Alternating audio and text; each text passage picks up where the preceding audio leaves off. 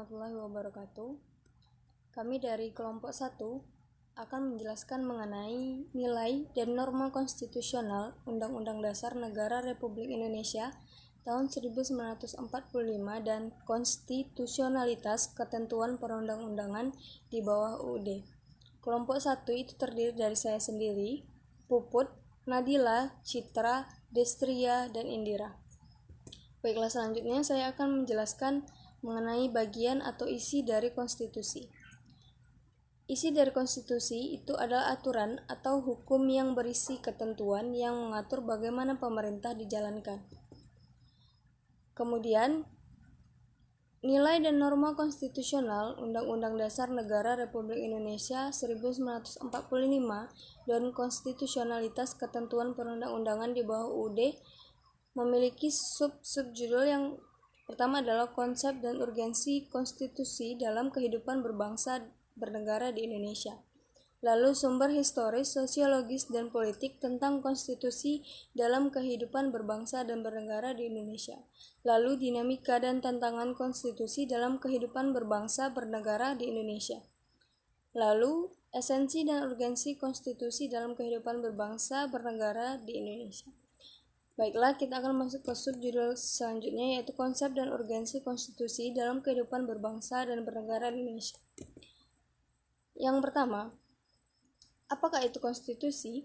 Konstitusi itu mengandung permulaan dari segala peraturan mengenai suatu negara dan atau dengan kata lain, bahwa konstitusi mengandung permulaan segala peraturan mengenai negara tersebut.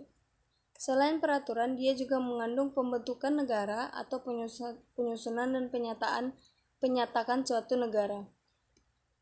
Lalu berisi juga mengenai peraturan dasar mengenai pembentukan negara tersebut. Baiklah, selanjutnya definisi konstitusi menurut para ahli yang akan dijelaskan oleh rekan saya, yaitu Destria. Kepada Destria saya persilakan. Saya Destria Nadia Angelina akan menjelaskan mengenai definisi konstitusi. Di sini kita bisa lihat beberapa pendapat para ahli mengenai konstitusi. Salah satunya menurut C.F. Strong.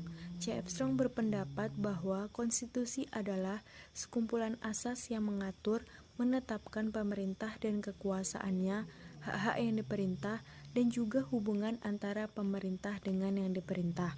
Selanjutnya, menurut Bolingbroke berpendapat bahwa konstitusi adalah kumpulan hukum, lembaga, dan kebiasaan yang berasal dari prinsip-prinsip tertentu yang menyusun sistem umum dan masyarakat setuju untuk diperintah menurut sistem itu. Selanjutnya, urgensi konstitusi dan fungsi konstitusi. Yang pertama, membatasi atau mengendalikan kekuasaan penguasa agar dalam menjalankan kekuasaannya tidak sewenang-wenang terhadap rakyatnya.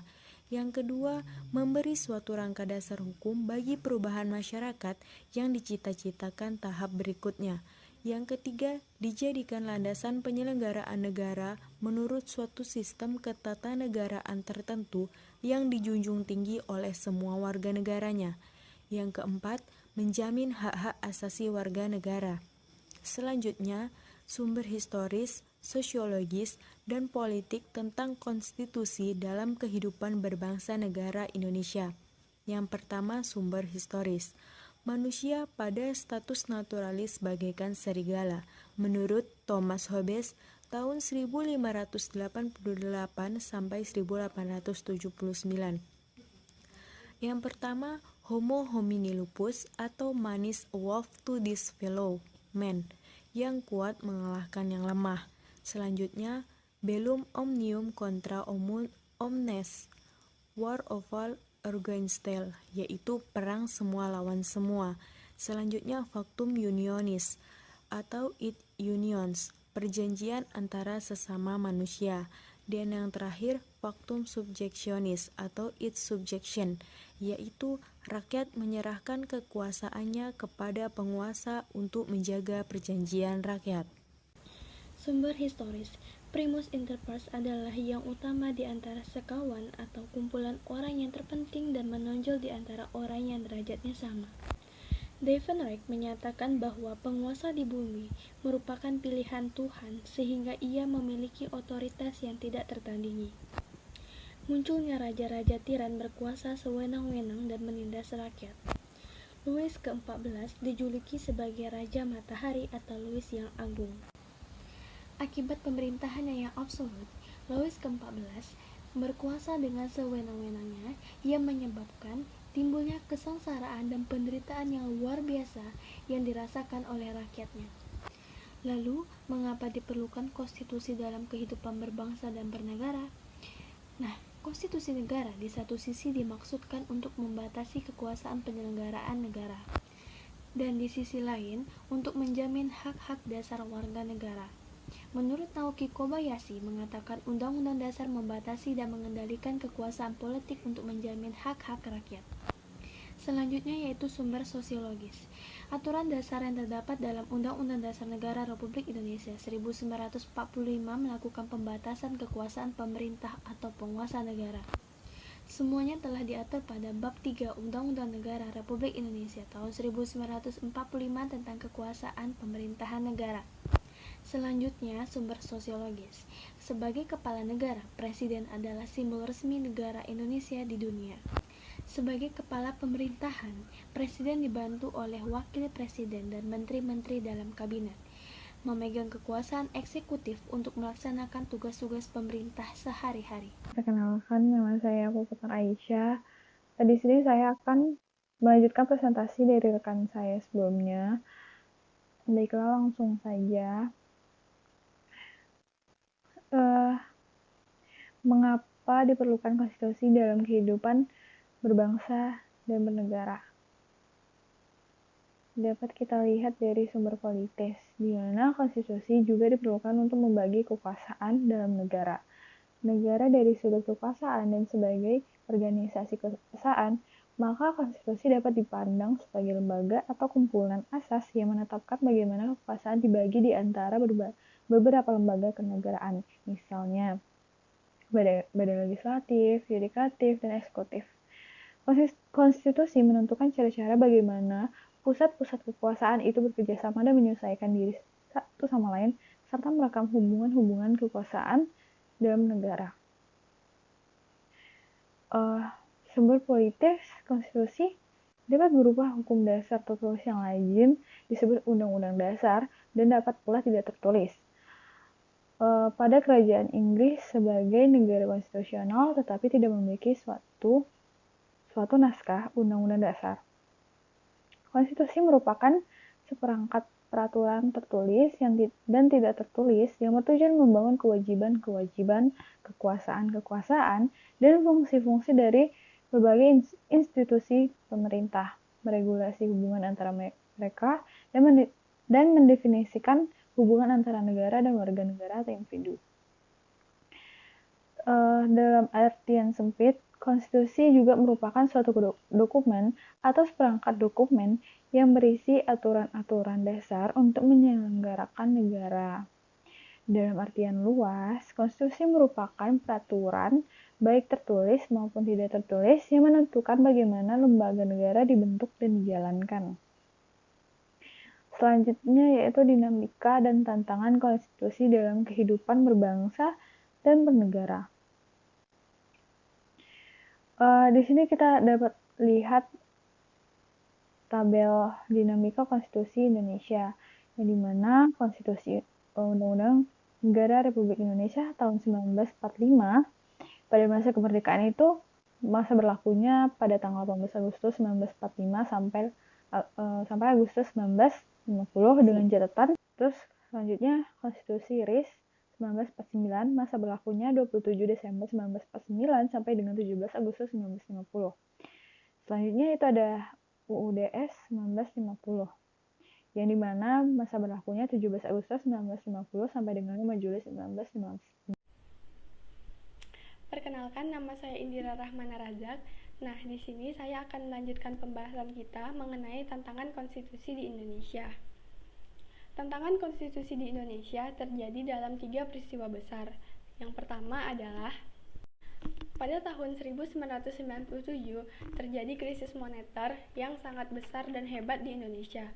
Ditambah lagi gelombang unjuk rasa yang sangat besar di Jakarta dan daerah-daerah lainnya. Peristiwa yang kedua terjadi pada tanggal 21 Mei 1998, di mana Presiden Soeharto menyatakan berhenti dari jabatannya. Hal ini menandakan awal dari era reformasi di Indonesia. Nah, peristiwa yang ketiga terjadi pada pertengahan tahun 1998, di mana terdapat beberapa tuntutan reformasi. Tuntutan tersebut diantaranya adalah yang pertama, mengamandemen Undang-Undang Dasar Negara Republik Indonesia tahun 1945. Yang kedua, menghapus dui fungsi Angkatan Bersenjata Republik Indonesia. Menegakkan supremasi hukum, penghormatan pada HAM, serta pemberantasan korupsi, kolusi, dan nepotisme atau KKN. Selanjutnya dilakukan desentralisasi dan hubungan yang adil antara pemerintahan pusat dan daerah, lalu melakukan kebebasan pers serta kebebasan kehidupan berdemokrasi. Nah, untuk mewujudkan tuntutan reformasi tadi, maka dilakukanlah amandemen Undang-Undang Dasar Negara Republik Indonesia. Nah, amandemen Undang-Undang Republik Indonesia ini beralasan karena Undang-Undang Dasar Negara Republik Indonesia tahun 1945 belum cukup memuat landasan bagi kehidupan yang demokratis, pemberdayaan rakyat, dan penghormatan HAM, di mana dalam batang tubuh negara Republik Indonesia sendiri terdapat pasal-pasal yang menimbulkan penafsiran yang beragam atau lebih dari satu tafsir, yang membuka peluang bagi penyelenggara negara otoriter, sentralistik, tertutup, dan berpotensi timbulnya praktik korupsi, kolusi, dan nepotisme. Nah, di sini saya akan membacakan tentang urutan amandemen Undang-Undang Dasar 1945 tersebut. Yang pertama adalah tuntutan reformasi. Di sini meliputi amandemen Undang-Undang Dasar 1945, penghapusan doktrin dui fungsi Angkatan Bersenjata Republik Indonesia, penegakan hukum, HAM, dan pemberantasan KKN, serta kebebasan pers dan mewujudkan kehidupan demokrasi. Yang kedua yaitu sebelum perubahan, Undang-Undang Dasar 1945 terdiri dari pembukaan batang tubuh yang terdiri dari 16 bab, 37 pasal, 49 ayat, 4 pasal aturan pelarian, 2 ayat peraturan tambahan, dan penjelasan. Yang ketiga adalah latar belakang penyusunan. Ini adalah berdasarkan kekuasaan tertinggi di Indonesia, yaitu MPR. Kekuasaan ini sangat besar pada presiden. Pasal yang berlaku lebih luas sehingga menimbulkan multitafsir. Nah, kewenangan presiden untuk mengatur hal-hal penting dalam undang-undang ini cukup didukung oleh konstitusi. Yang keempat adalah tujuan perubahan. Tujuannya untuk menyempurnakan aturan dasar mengenai tata negara, kedaulatan rakyat, HAM, pembagian kekuasaan, kesejahteraan sosial, eksistensi negara demokrasi dan negara hukum, serta hal lain yang sesuai dengan perkembangan aspirasi dan kebutuhan bangsa kita sendiri. Dilanjutkan oleh tahapan yang kelima, yaitu dasar yudiris. Nah, dasar ini meliputi pasal 3 Undang-Undang Dasar 1945, pasal 37 Undang-Undang Dasar 1945, TAP MPR nomor 9 tahun 1999, TAP MPR nomor 9 tahun 2000, dan TAP MPR nomor 11 tahun 2001. Tahapan yang keenam adalah kesepakatan dasar. Kesepakatan ini meliputi tidak mengubah pembukaan Undang-Undang Dasar 1945, tetap mempertahankan Negara Kesatuan Republik Indonesia, mempertahankan sistem presidensial, menjelaskan Undang-Undang Dasar 1945 yang memuat hal-hal normatif dimasukkan ke dalam pasal-pasal perubahan yang dilakukan secara adendum. Tahapan yang ketujuh adalah sidang MPR. Sidang ini dilakukan beberapa kali. Yang pertama yaitu sidang umum MPR pada tahun 1949 dilakukan pada tanggal 14 sampai 21 Oktober 1949. Sidang yang kedua adalah sidang tahunan MPR tahun 2000 dilakukan pada tanggal 7 sampai 18 Agustus tahun 2000. Nah, sidang yang ketiga adalah sidang tahunan MPR 2001 tanggal 1 sampai 9 November 2001. Sidang yang keempat adalah sidang tahunan MPR tahun 2002 tanggal 1 sampai 11 Agustus 2002. Nah, setelah tahapan-tahapan tadi, maka didapatkanlah hasil perubahan. Hasil tersebut meliputi pembukaan pasal-pasal yang terdiri dari 21 bab, 73 pasal, 170 ayat, 3 pasal aturan peralihan, dan 2 pasal aturan tambahan. Nah, selanjutnya saya akan membahas tentang esensi dan urgensi konstitusi dalam kehidupan berbangsa dan negara. Esensi konstitusi di Indonesia bertujuan untuk membentuk suatu negara yang berarti menjadi dasar pembentukan suatu negara. Tanpa konstitusi, negara tidak akan mungkin terbentuk. Nah, pentingnya konstitusi ini sebagai pemberi pegangan dan pemberi batas sekaligus tentang bagaimana kekuasaan negara harus dijalankan. Nah, di Indonesia sendiri, Undang-Undang Dasar 1945 adalah konstitusi negaranya, di mana Undang-Undang 1945 tersebut menjadi hukum tertinggi dan hukum dasar negara. Yang pertama, sebagai hukum tertinggi, maksudnya Undang-Undang 1945 menduduki posisi tertinggi dalam jenjang norma hukum di Indonesia.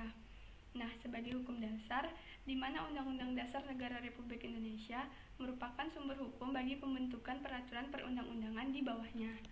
Nah, sekian yang dapat saya jelaskan. Selanjutnya akan dilanjutkan oleh rekan saya. Terima kasih. Saya Destria Nadia Angelina akan menjelaskan mengenai tata urutan peraturan perundang-undangan. Di sini kita bisa lihat Undang-Undang Nomor 10 Tahun 2004, yaitu Perda, Kepres, PP, Undang-Undang atau Perpu, dan Undang-Undang Dasar 1945. Sedangkan pada Undang-Undang Nomor 12 Tahun 2011, yaitu Perda Kabupaten atau Kota, Perda Provinsi, Perpres, PP, Undang-Undang atau Perpu, TAP MPR, dan Undang-Undang Dasar 1945. Selanjutnya, oleh karena secara normatif, undang-undang tidak boleh bertentangan dengan Undang-Undang Dasar Negara Republik Indonesia tahun 1945, maka jika ditemukan suatu norma dalam undang-undang yang bertentangan dengan Undang-Undang Dasar NRI 1945 dapat melahirkan persoalan konstitusionalitas undang-undang tersebut terhadap Undang-Undang Dasar NRI 1945. Contohnya, hasil perubahan konstitusi kita yang sangat penting bagi upaya penyediaan dan pembangunan nasional, yakni dalam hal pajak, di mana pajak dan pungutan lain yang bersifat memaksa untuk keperluan negara diatur dengan undang-undang.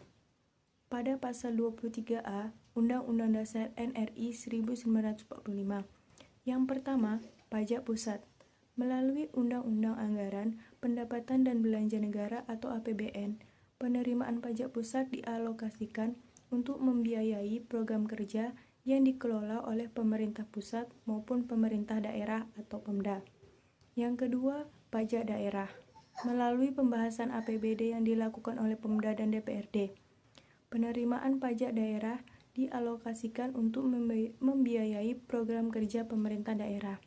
Selanjutnya kita bisa lihat ada kas negara, pembahasan APBN pemerintah dan DPR, anggaran pendapatan dan belanja negara, penyediaan fasilitas dan layanan publik, warga negara pembayar pajak dan non-pembayar pajak, lalu pajak dan sumber pendapatan lainnya. Selanjutnya, peningkatan peran penerimaan perpajakan terhadap pendapatan negara merupakan sinyal positif, karena berarti anggaran negara menjadi tidak tergantung terhadap PNPB yang salah satunya adalah penerimaan sumber daya alam. Pendapatan negara tidak rentan terhadap gejolak harga komoditas sumber daya alam, dan pendapatan negara yang didominasi pemerintah perpajakan berarti aktivitas ekonomi berjalan dengan baik.